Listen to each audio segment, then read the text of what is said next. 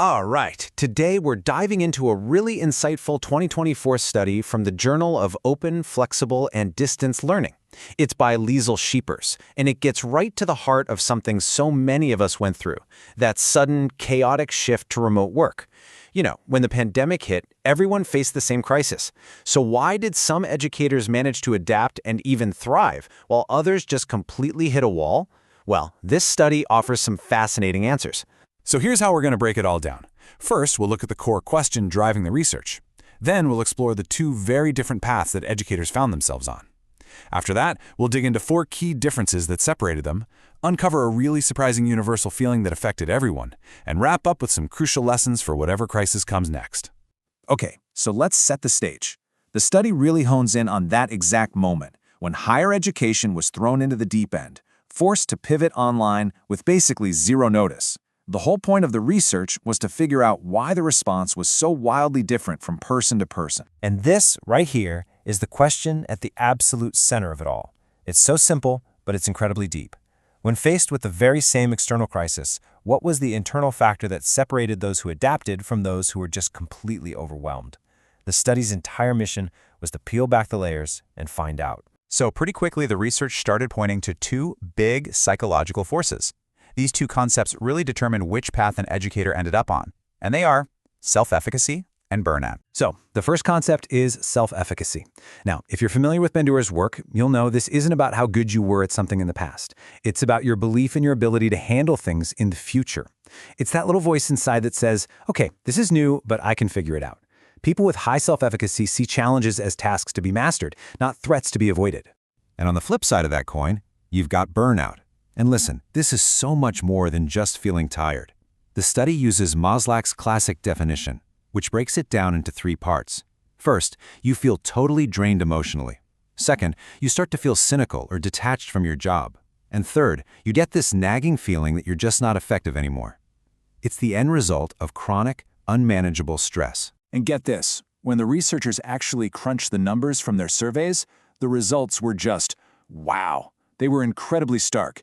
You had 2 completely separate groups emerge. Group 1, sky-high self-efficacy, very low burnout. Group 2 was a perfect mirror image, rock-bottom self-efficacy and dangerously high burnout scores. There was almost nobody in the middle. Okay, so the numbers clearly show these 2 groups, but the why is the interesting part. So the researchers went deeper with interviews, and they uncovered 4 key themes, 4 major differences in behavior and mindset that explain why these paths split so dramatically. So theme number 1 was all about balance. The high self-efficacy group, people like Craig here, were proactive. They created routines, boundaries, what he calls levers, to keep work and home life separate, even though it was all happening in the same room. Meanwhile, the low self-efficacy group, represented by Nellie, just felt completely consumed. It was a mess of blurred days and constant work. The second major difference was their relationship with technology. This is huge.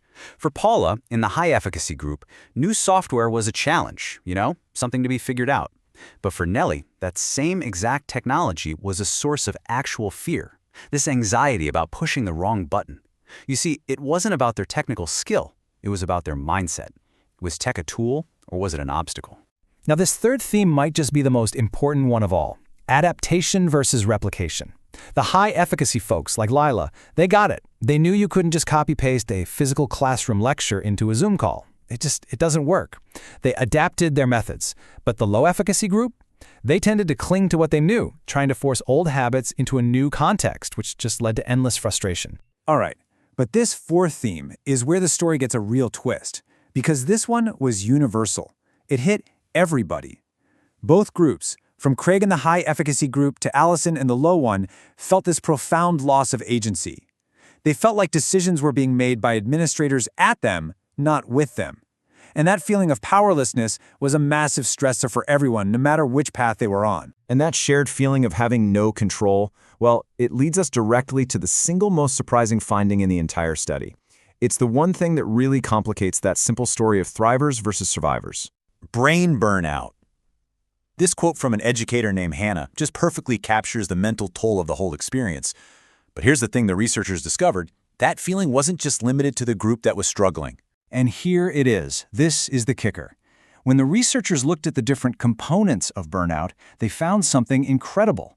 Even the high self-efficacy group, the ones who were adapting and coping, reported high levels of emotional exhaustion. Let that sink in. They were still getting things done, but the crisis was draining their emotional batteries dry. Absolutely no one was immune. So, if even your most capable, most confident people are running on empty, what does that tell you? It tells you the solution can't just be about individuals trying harder. The focus has to shift from individual self-efficacy to building something much bigger, organizational resilience. So when we talk about resilience, we mean this, the ability to bounce back from a tough situation. But the study makes a powerful argument. It says institutions can't just assume their staff are resilient. They have a duty to actively create an environment where resilience can actually grow and thrive. So how in the world do you do that?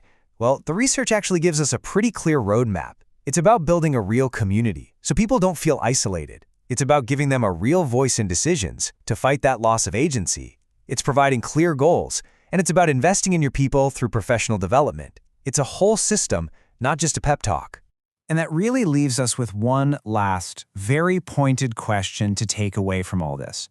The study points out that many organizations just assume that their people are naturally resilient. So think about your own workplace. Is your organization actively building the structures that help people bounce back? Or is it just crossing its fingers and hoping everyone can handle the next crisis all on their own?